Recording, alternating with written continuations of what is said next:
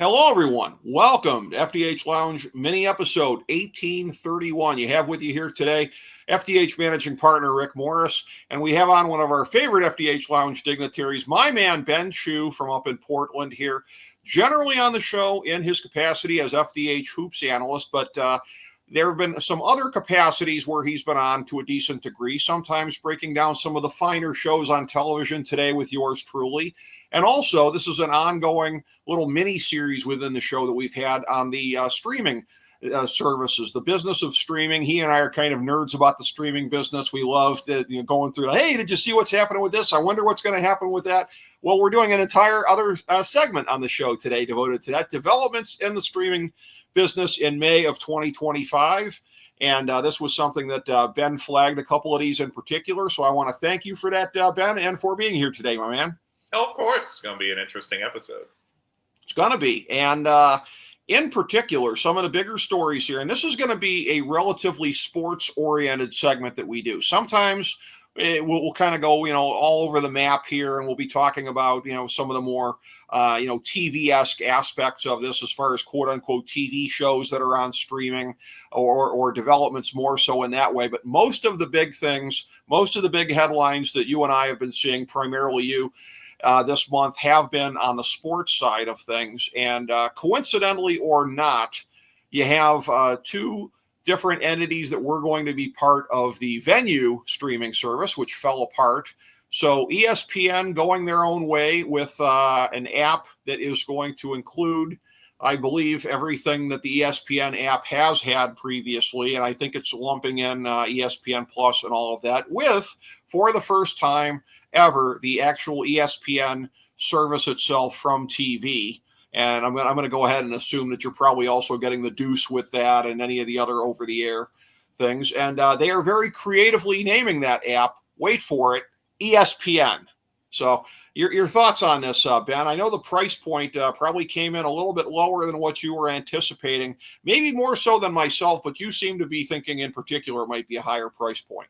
Yeah, and I mean, we still don't know the exact number, Rick, but I'm seeing, at least from the reports, it's between $24.99 and $39.99. Okay. Yeah, we're also going to be, one of the discussions too is obviously ESPN Bet's been a huge driver right now for a lot of traffic to the site.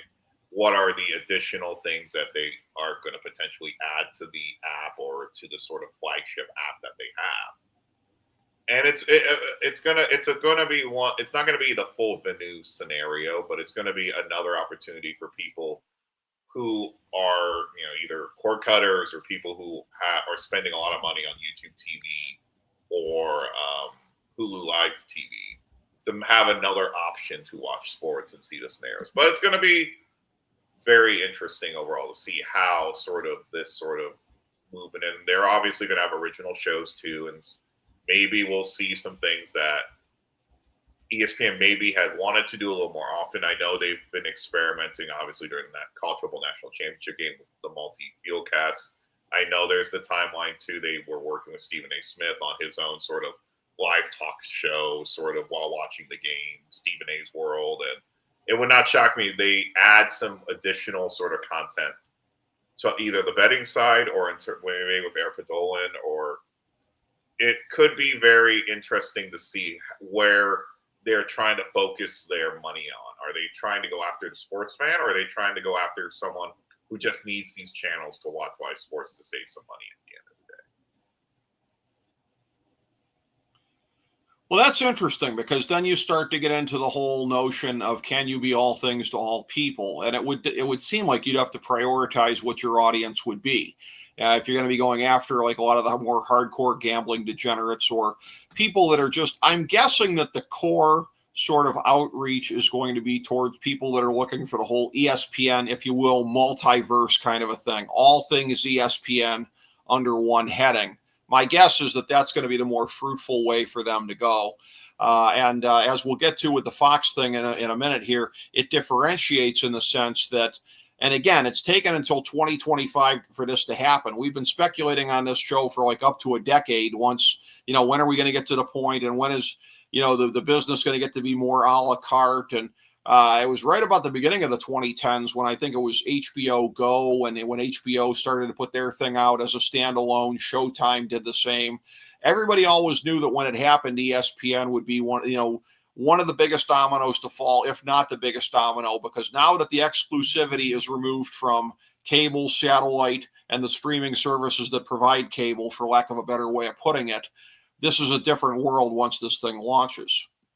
Right, and it's going to be the real first breakaway because I figured at least for I don't know the exact numbers, Rick, but I'd make the argument that's I would say at least 40 to 60% of the individuals who get cable or Hulu live TV or YouTube TV are sports fans because that's the only way you can really watch these broadcasts legally and still be able to watch the games you want to watch. And again, it's going to be a very interesting to see because ESPN hasn't really prioritized this as much. I know they've been mainly focusing on just sports rights overall. So this is really their first opportunity to kind of be sort of like the forward-facing sports streaming service. I know Amazon Prime has been gaining rights, same thing with Peacock as well. So it's going to really turn into if ESPN wants to brand this as this is the sports app that you need in your life, then it would be really interesting. If it just is sort of a way for them to get people who are cord cutters to buy into a service like this, they can totally use it, and it makes sense.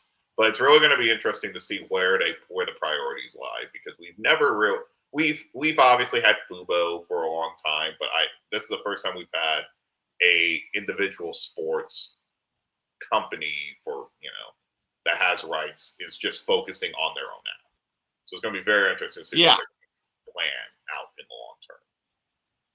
Yeah, it is going to be fascinating. And this is a thing, too, where somebody like me, my mind goes to this, and I don't know how many people out there where this will be the same, but for somebody that has had Peacock the last couple of years, and then prior to that, WWE Network, as far as I'm one of the people out there, and I know it's in the minority based on the numbers that have been shown, but back libraries, back catalogs of stuff, ability to watch old pay-per-views, ability to watch old TV shows, even from some of the old territories back in the day. That's the kind of thing that appeals to me. Now, I know that ESPN in recent years has phased out ESPN Classic, and that's not really a thing as much anymore, but the back library and anything that they have rights to that they could potentially put up there, that's something that'll be of interest to me. And I wonder if that's something that they might use to try and grab people also too, because they've used, the 30 for 30 thing quite successfully in a nostalgia kind of a way, because we forget, and some people don't even really remember at this point in time, how that name came to be. It was to celebrate the 30th anniversary of ESPN in 2009. They put Bill Simmons in charge of a documentary series. These have largely been documentaries from events from, the 80s forward. And that appeals to a lot of nostalgia, whether it be Xers like myself, millennials like yourself. They're doing this in that form that appeals to nostalgia. I wonder if they're going to go further with this in terms of making actual, back events themselves, games, available to be watched on this new service. I will be looking to see if that's a part of this. I mean, it would only logically make sense because we've seen this too, especially with Prime Video, and acquiring some of the older rights to some of these sort of popular events that happened in the 60s, 70s, and 80s that are just filler that you can easily just go in and think. But I would tend to believe not because I would feel like that's sort of more of a niche aspect, Rick. But again, it could definitely one thing that we've always speculated, I've always speculated with all these league passes like NBA League Pass and Sunday Ticket for the NFL is at some point you also have to add additional content for viewers to watch and pay money for these things. Yep. And I think there's also the opportunity for ESPN to start paywalling some of these events that are sort of like, I would argue, mid-tier, that they could make it exclusive this to get someone to buy into it. I think that's always going to be the scenario at the end of the day. But we're going to see some ESPN exclusives. We're going to see some essentially some integration with ESPN Bet. We're going to see also stuff where you may be allowed to, track your fantasy stats very similarly too. So there'll be a way. And again, too, one of the big questions is, and I think with ESPN and now we'll get to Fox shortly, but the real question is that now we're starting to see the cable bundle start to be pricing out consumers. Yep. And for these sort of things like ESPN or Fox, and I would make the argument, like currently as of today, like Hulu and YouTube TV are both over $75. Let's just make the argument. If you're an NFL fan, if you're telling me that I can buy ESPN for Monday Night Football and then a Fox streamer essentially to watch the NFL on Sunday, then and I also get Paramount Plus to watch CBS. Like I got almost every major telecast right there, and it's probably going to be under $80. So, except theoretically the biggest game of the week on Peacock, but sure, yeah. I mean, close enough, yeah. And you throw in Peacock as well too, so you still. I mean, that's going to be the argument. It's like, again, the pricing is going to be very similar, but ultimately at the end of the day, it would not shock me because a lot of people, especially and this has been one of the major complaints recently of the cord-cutting cable industry of Hulu and YouTube TV, is that the price increases have now gone to a point where financially it's not necessarily wise for someone who is only a fan of one or two things to be spending $70, $80 a month. Yeah. And that's full service, essentially. There's going to be a lot of discussions in a lot of households in America in the time ahead here on what gets prioritized here vis-a-vis sporting events versus other things like that here. And part of that discussion, again, like you said, with Fox, with Venue falling apart, which was set to include ESPN offerings, although I think it was going to be their sporting events primarily. I don't know that it was going to be necessarily their entire catalog of programming because ESPN had always intended to do a standalone app just for that. That is correct. But Venue was going to capture the sport, which, and this is going to be very interesting because I'm sure there's a lot of people out there like me, even if the ratings don't show it. The ratings show that ever since, and when Mark Shapiro was there starting about 20 years ago, he's the one responsible for the devolution of the whole thing in terms of one tired hot takes factory here and all of the stupid debate shows and embrace debate and all the blubbering crap on the different shows.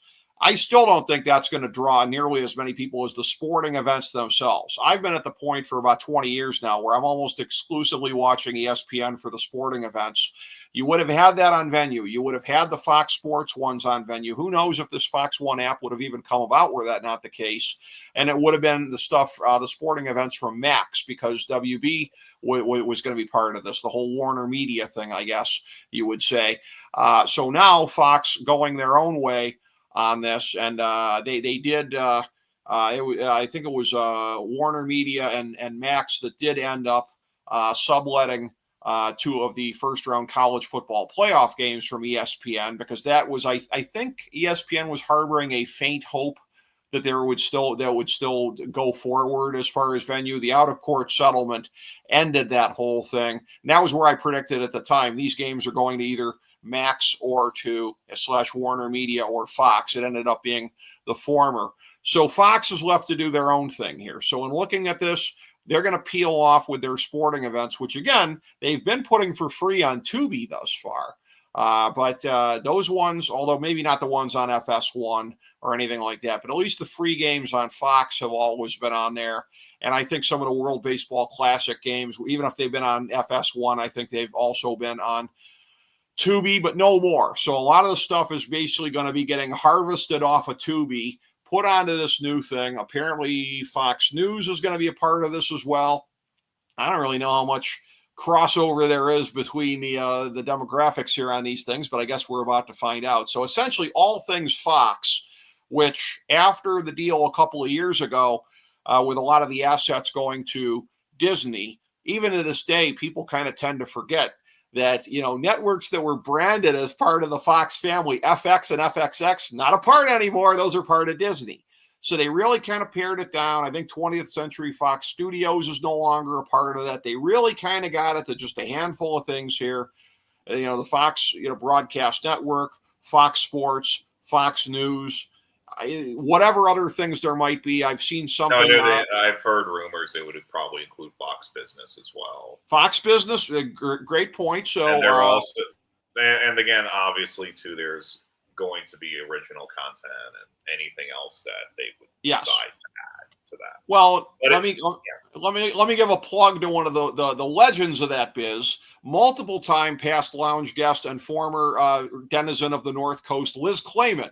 You'll be able to see Liz Clayman and her Fox Business coverage on this Fox One deal. And I saw a thing on Google News before where it also said if this is worth anything to anybody, the local affiliates across the country as well, you could do that. So it's like if you're sitting there in Charlotte, North Carolina, for example, and you're just dying to see what's on the Salt Lake City news, you might be able to fire that up, Ben Shu. So they're throwing in these other things. I mean, that's the very definition of niche if you're throwing in all the and one of the things that's really interesting, at least when it was being, like, at least from when the report came out earlier today that it would be called Fox One.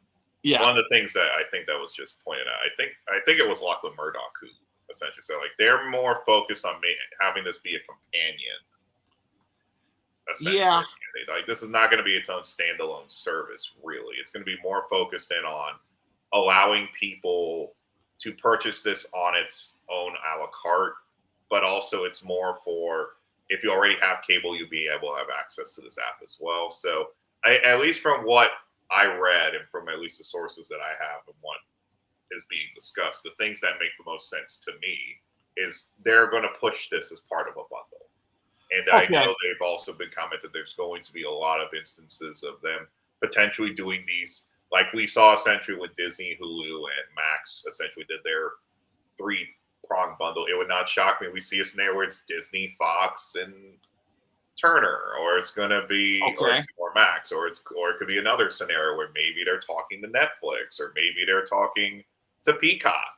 So it could be any sort of scenario where you could potentially, this could be part of a skinny bundle almost in a way, where you could get multiple streaming services for a lower cost. Well, you might have maybe answered a question that I had based on something I read today, because I don't know if it was Murdoch or somebody else that was saying, well, this isn't intended to encourage cord cutting or anything like that. We're not, which is odd, because you don't hear ESPN saying that. ESPN at this point is kind of like, for years and years and years, the top execs were like, we're looking to undermine the whole cable bundle. And like right now, they're not saying it out loud, but they're not running from it either. They know what they're doing. For Fox to be disavowing that, okay, they're not Comcast, which also is a huge cable provider or whatever. Fox is not in the business of this directly. But what you said there, I'm wondering about this. Like, could I, as somebody who's a cable subscriber, basically get this thing, not have to pay subscription fees, and just key into it my that could be part of it if you have cable, but it's still, this is all just rumors at this point. That's okay, because that would make sense as far as being complementary, because if it's a thing where people who are subscribed to your services via their cable bundle can use it for an all-in-one place kind of a deal. It almost feels like what they're trying to be is the best is. They're going to be very similar to ESPN. They're probably going to have a very similar price point.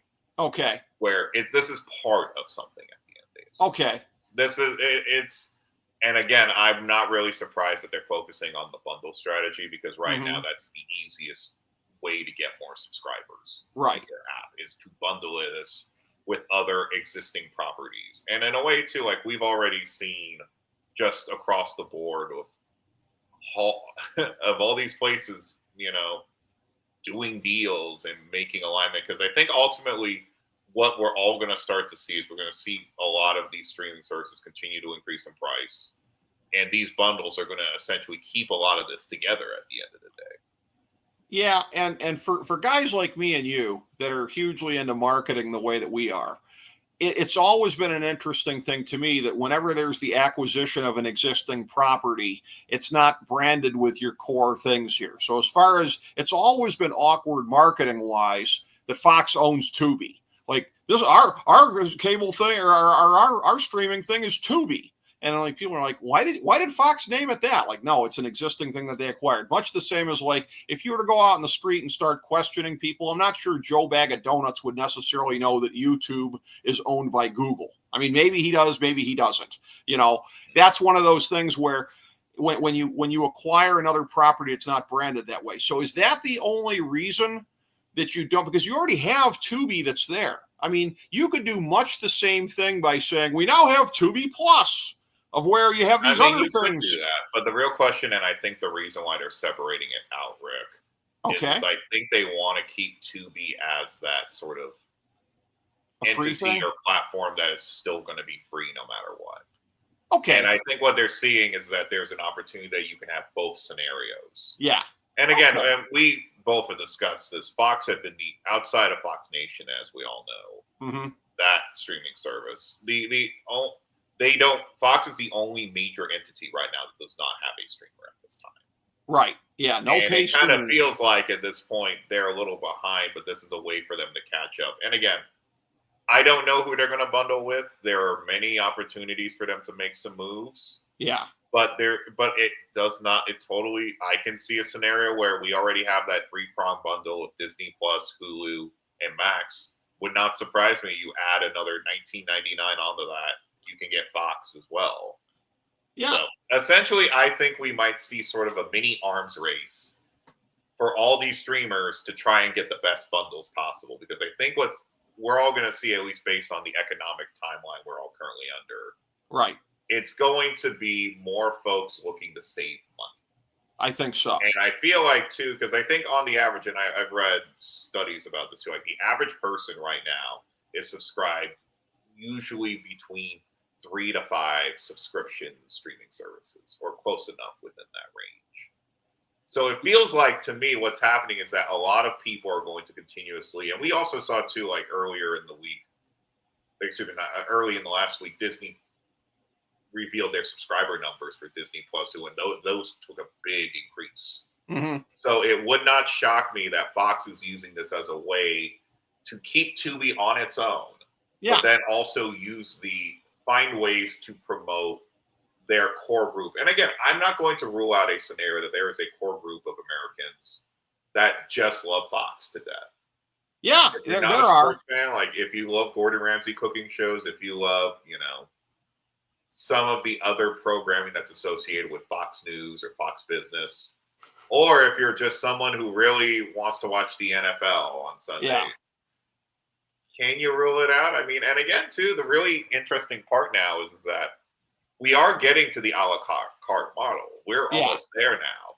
The real question now is that is the hassle too much to just not stay with your existing streaming scenarios? Well, yeah. I mean, I got a couple thoughts based on what you just said there. One of them is that with Tubi, I've been seeing this in the last couple of months here, that this is like actually a thing of where it's gained this large, and I guess you would call it a large niche, but a large, still whatever, it's decent sized, of people that just love it for all the random things that are on it. And that people will just use like this randomizer thing to like find something and watch something if they're bored. So Tubi exists with its large library of stuff where people are like, I never knew I wanted to see that, but I did see it and I loved it. Another thought is, based on the things you were saying about the different offerings here, that maybe we are a little bit closer to that crossover between Colin Cowherd and Jesse Waters that absolutely nobody ever asked for ever. Maybe that's what's going to happen. And my other thought is, based on what you said about 3 to 5 streamers, that's sort of the average for a lot of households. You know what I call people who subscribe to 3 to 5 streaming services? Lightweights. Can't you commit to something more than that, people? Come on, there's a lot of great content and out I mean, there. the real question too, and I think the reason why these entities are putting these out now is that they see an opportunity very similar to, we saw this more prevalent with the MLB and the NBA with all the regional sports rights, as an opportunity to take some of this money back officially and make it into real revenue for the organization, instead of having to split off in terms of sharing a deal with a regional sports network, or having to share this money with YouTube or Hulu at this period of time. So there's obviously opportunity still in the marketplace, and it's going to also turn into a very interesting area too, Rick, where again, the one thing that Fox seems to be pushing right now is that this is more of a supplementary thing. This is not supposed to be its own sort of standalone scenario. Yes. But the question then is going to be asked, and I think it's a fair question, is who is the market? It's Yeah. very similar to the ESPN one. Like, yes, we know it's for sports, Yeah. but What are you aiming for? like, who is the true market for just ESPN and the subsidiaries of the network? Yeah. And that's where, and again, the bundling of Fox Sports and Fox News in particular, because those are two of the biggest entities here. And like you said, there's Gordon Ramsay, there's the stuff from the mothership too, the TV network. But I mean, by and large, Fox Sports, Fox News, and that's a thing where.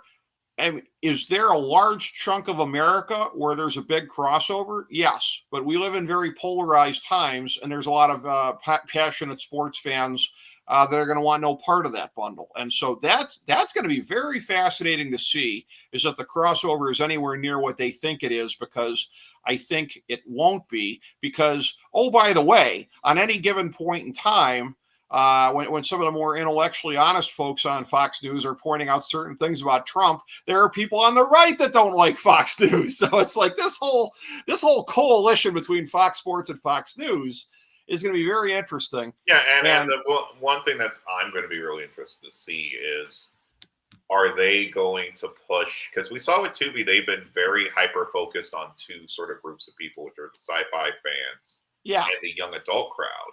Mm-hmm. And it's going to be really interesting to see if they start pushing some of their ideas. Like, I know Amazon Prime Video has their own, and Peacock does too, their own little like mini incubators of creating these level of content. It's going to be very interesting to see if Fox does very similar things to try to draw people to that service. I know they're not saying that right now, but it feels like to me that's a selling point if you have a uniquely streaming show that is streaming only on this app. Yep. And it's going to be, again, this is just, it's kind of a weird arms race. Like, I don't feel like there's anything you really need to buy anymore, but it's just, Right. we're going to, and again, we also have to put this out there too. And I think this is also something we also have to consider too. If Fox decides to talk to Prime Video at all, as we all know, like they've had deals with a lot of popular smaller streaming services, stuff like BritBox, Crunchyroll for anime, Shudder for horror movies. If they put a deal together with Fox, that could be very interesting to see about potentially getting more of the NFL rights in-house where you could subscribe through Amazon Prime Video. Yeah, because for example, of a couple of the names you rattled off there, I think as of right now, like Crunchyroll, that's something I still see on the Max app. But that's a thing where with the divestiture that may be coming with WB, where Warner Media, I keep saying WB from the old days, but yeah, like there's been talk about separating out Max from the TV assets and which I don't understand at all. I don't understand. Yeah. Everybody's going the other way. Question too, and I find this very interesting too, is that if Fox does a hypothetical deal with Prime to essentially get more of their content on that platform, and it allows Amazon to host that stuff, it's going to be a very interesting scenario. Again, I'm not projecting it to happen. Yeah. But we also have to consider that there are going to be deals coming up for Fox, whether it's with Max and Turner, if it's with Disney Plus and Hulu, if it's with Paramount, if it's with Peacock and NBC Universal and Comcast. There's a lot of interesting moves they can make here. And again, I think one of the big reasons why these entities are doing that, because they're bringing internal revenue in. Right. Because I think we all know we've seen a lot of carriage disputes in the last year and a half. And I feel like a lot of these organizations are just going to start to pull back a little bit and say, look, we would rather create our own entity and get the direct money from these customers instead of having to pay on the dollar to these affiliates and pay on the dollar in these other scenarios with cable. Yeah, they don't want to do that. No question about it. And as far as now, one of the entities that you didn't list there, which because I think it doesn't make any sense for them to partner up with them in any kind of a way, although who knows going forward, would be an entity that I name checked a couple of minutes ago here, YouTube. And they have also been in the headlines for streaming recently here for something that would be one of the more significant sports-oriented things that they've ever done. Of course, I think it was it 2 years ago, I think they started with covering the NFL Sunday Ticket and the offerings that way. But now expanding into an actual game broadcast. Ostensibly, they would have the Friday night game of the first weekend of the season, the one in Brazil. Looks like it's going to be Chiefs and Chargers. And that would be something where, again, akin to what Netflix is doing with the Christmas games, of where they basically create a sports division for one day. And it's the joke that I've made a lot of times about NBC with the Olympics, where they go to the Kelly Temp service and they hire out a bunch of NBC sports employees for 17 days. That's what Netflix ended up doing. They ended up subletting some talent from other existing networks. I'm sure YouTube will do the same. It does show you about the evolution of the industry, that we've seen something like this before in terms of Yahoo. This was, I think, even late in the 2010s, I think as far back as that they were getting involved with the international games.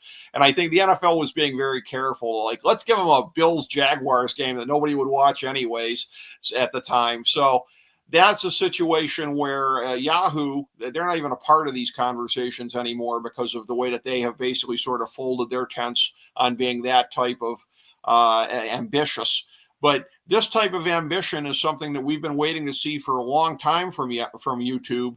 And it's a thing where, on the one hand, when you talk about it and you talk about, the biggest streaming services in the world, well, yeah, there's Netflix and there's this and that and whatever. But I mean, folks out there, much as I'd love to say folks are gravitating to content such as this one, realistically, it's the whole multiverse of multiverses of multiverses of all the things that are available on YouTube. And even if we're getting into like old bootleg content of stuff on there, like I've watched old bootlegged episodes of Guiding Light on YouTube. YouTube has everything. So they are this huge place that exists. Nobody will ever be bigger than them as far as eyeballs for the multiplicities upon multiplicities of things that are offered.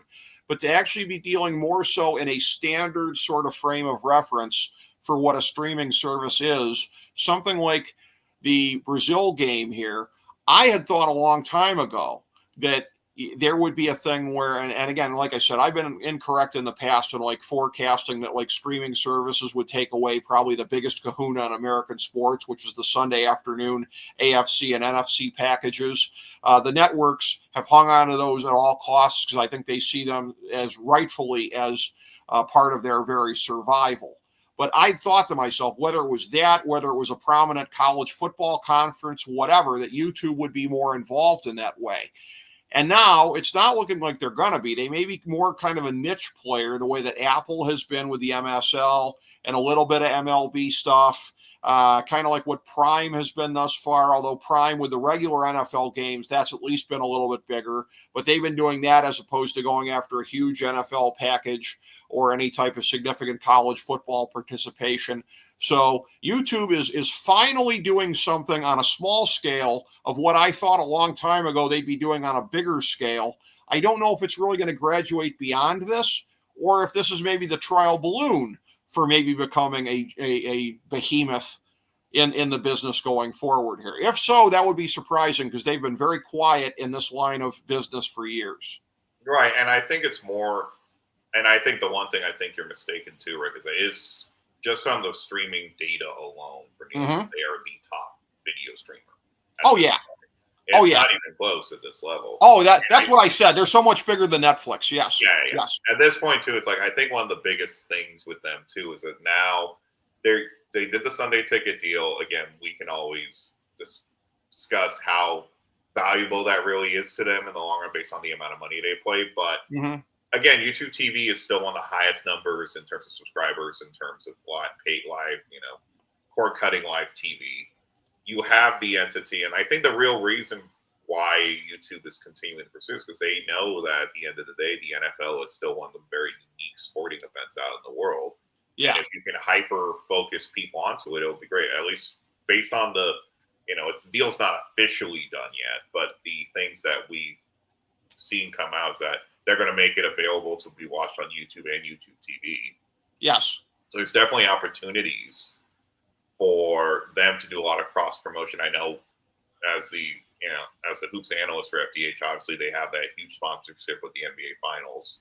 That's right. So it's just right now for them, they are just heavily pushing to get out in front. And I feel like the smart thing to do is to continue have these sort of unique events. And YouTube, it used to be very, we all grew up in the world of YouTube, E-Bombs world, and all those sort of things, where it was more just it was just creative content that we would go and see, and then we've seen the evolution over the last 15 to 20 years of YouTube being a home to watch streaming content.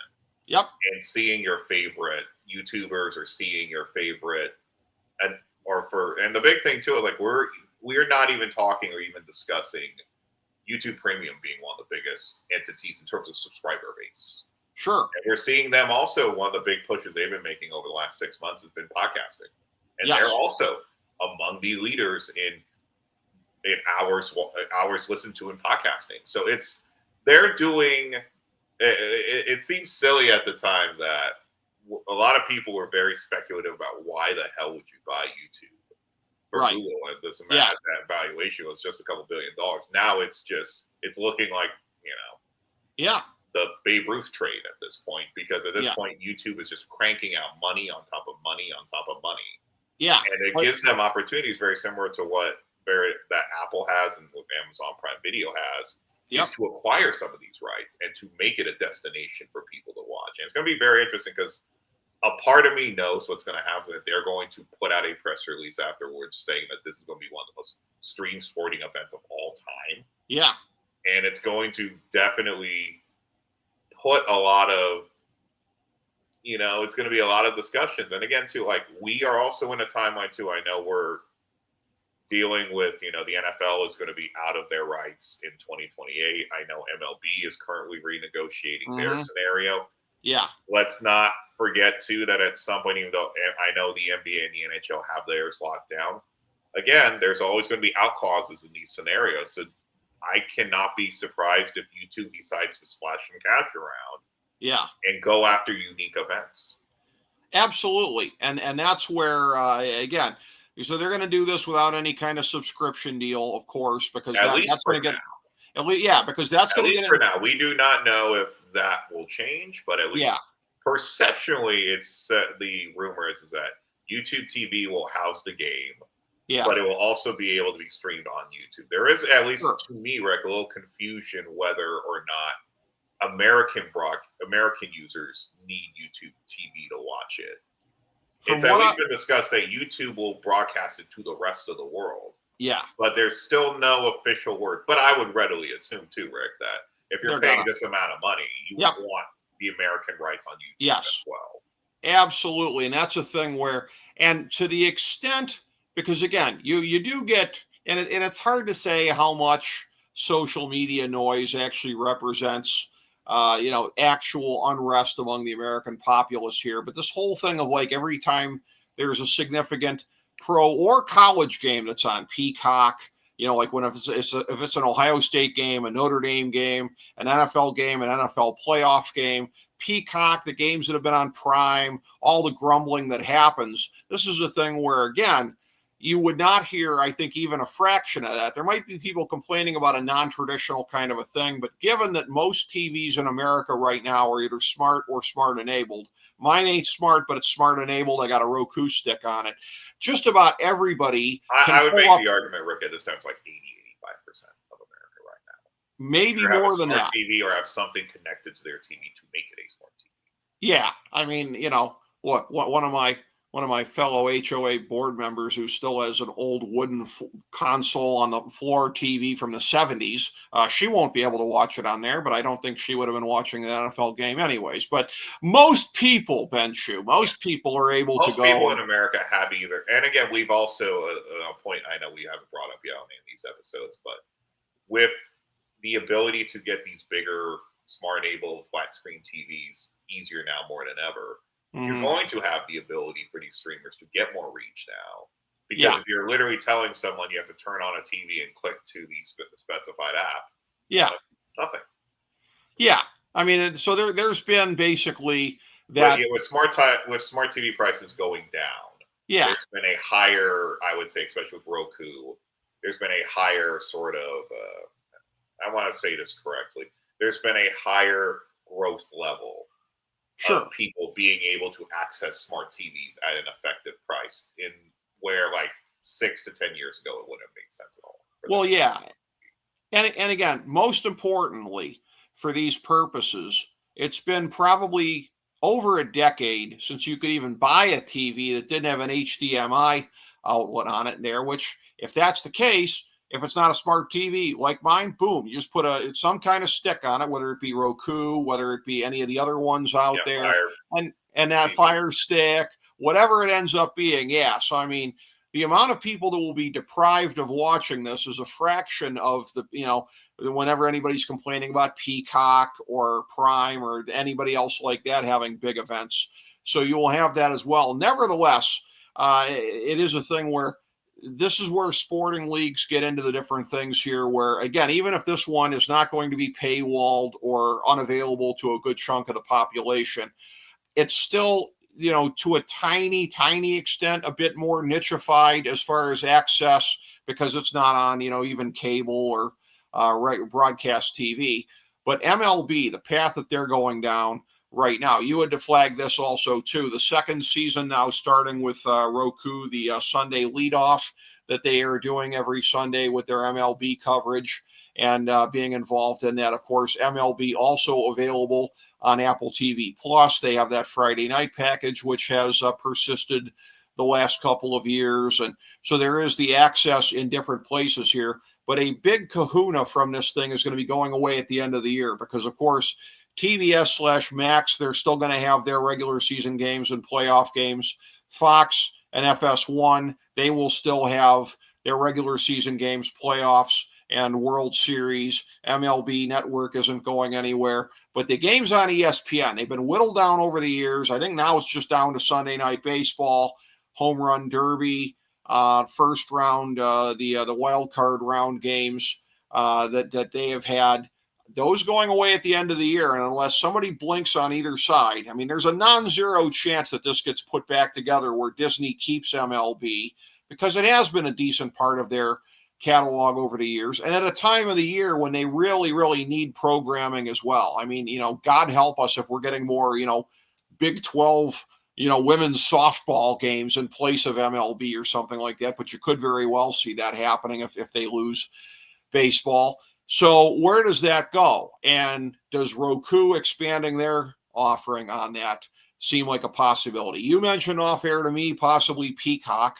They'd had the late Sunday morning games. They would start them at 11:30 on a Sunday, and I think one of the weeks they actually simulcast on NBC to go back to that whole kind of nostalgia thing, as I used the term before. Because for folks like me that watched a lot of games on NBC over the years, there's a little bit of a chill seeing games still on there because it's been so long. But it could be that. I think you mentioned also to me Amazon Prime, which would have made more sense before some of the RSNs started going away, because Amazon, it seems like, is sweeping up some of the remaining RSNs that are still out there, but there's not the level of synergy that there would have been otherwise. You're probably talking less than half the teams in baseball that might be under the Amazon Prime banner here. If there had been more of them, there would be more synergy between local games and national games, but it still might make sense for them to expand their offerings, because the one commonality here on all of this, and what I said before about the Sunday NFL games, and that I've been wrong over a period of time, that the big streamers were going to jump in and take the biggest pieces of American sports, the AFC and the NFC packages, is that it's this anomaly. Who's got more money than Google, than Apple, than Bezos here with Amazon and everything else? And they've been relatively restrained in what they've put it towards thus far.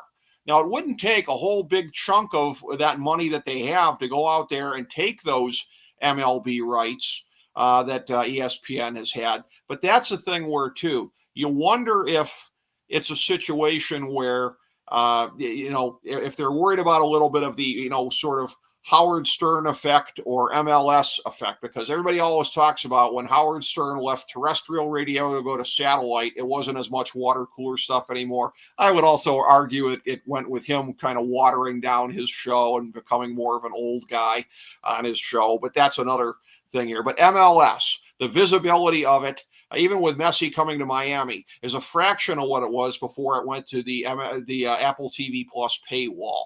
And MLB is already a sport that has been devolving into that same silo that it breaks my heart to say hockey has been in forever. It breaks my heart for both of these sports. Do you risk taking big money from one of these more limited eyeball entities to take the ESPN package and put it there? Or do you hold out for some kind of a middle ground where you're still making a bunch of money, as much or more than you were making from ESPN, but the visibility is more if they could somehow work that straddle? That will be fascinating to see as the streaming business evolves, because, I mean, it's not the NBA, it's not the NFL, it's not college football, but it's not too many rungs down the ladder from that. No. And we've also seen, too, Rick, MLB recently have a pretty sizable increase in television ratings. Sure. And just fans attending the games now. And then obviously we're in the timeline too where the A's are moving to Vegas. Expansions talks are going to get restarted again. And it's going to be really interesting to see, because ESPN to me is probably more going to get some form of a smaller package, and then they'll be able to push some of these other games to, let's say, Prime, or, Apple TV could always acquire more, and YouTube could acquire more too. Mhm. So again, we're seeing, and again, we've seen the complaints over the last 5 to 8 years of exclusive content, and it's just going to continue, because right now, as I know, there's a lot of people that would hate to say this, but live sports still essentially delivers and drives the viewership numbers for a lot of these things at the end of the day. There are Yeah. very few shows in today's society that drive numbers like the NFL and the NBA and the NHL and Major League Baseball. Yeah, and there's another thing too, where, I mean, and I've sort of half joked about this over a period of time. The years when the NHL wasn't on ESPN, so that period of, what was it, about 16 years or however long it was, when it was exclusive to, I think it was, Versus, and then the Outdoor Sports Network, whatever, but then also NBC, and then NBC taking that thing over, making it NBCSN, and then shuttering it all together. An odd tale as far as how all of that went. But anyways, when they had exclusivity on the NHL, it was a thing where I remember a period of time when ESPN tried to convince everybody in the spring that the AFL was bigger. And they were giving substantially more coverage to arena football because they had it. And this whole thing, and like I said, I'm only half joking when I call them a protection racket, because it's like, sure would hate to see anything happen to your sport. Yes, they would bury the NHL stuff. It would be well into any edition of Sports Center, like late into an edition of Sports Center, even late in the playoffs. And I think Barry Melrose might have been the only explicitly hockey guy that they actually employed all those years. I mean, they really whittled that thing down. So when they're not covering you, that affects your placement in society. Hockey had already been trending in the direction of becoming siloed, becoming a niche, and not being a part of ESPN. That was part of the reason I think they came crawling back to them in the end, was like, please take your foot off our necks. So if you're MLB and you're already trending in that direction towards becoming a nichified, siloed kind of a thing, can you really afford to spit in the face of ESPN? And I hate to say this, because I don't think anybody should have to pay the protection money, so to speak, figuratively here. But that has to be a consideration, because what your placement is on ESPN, it says something to a lot of the sheep out there in America as far as what your placement is. Right, and I think there's a way that you can kind of satisfy all parties, because I don't think you want to completely shut the door down on ESPN, especially when they're creating their own individualized app. You don't want negative scenarios regarding that. But again, too, I mean, the real question ultimately for the MLB is that we are trending more towards streaming. We are trending more towards people using streamers to watch live sports more than ever before.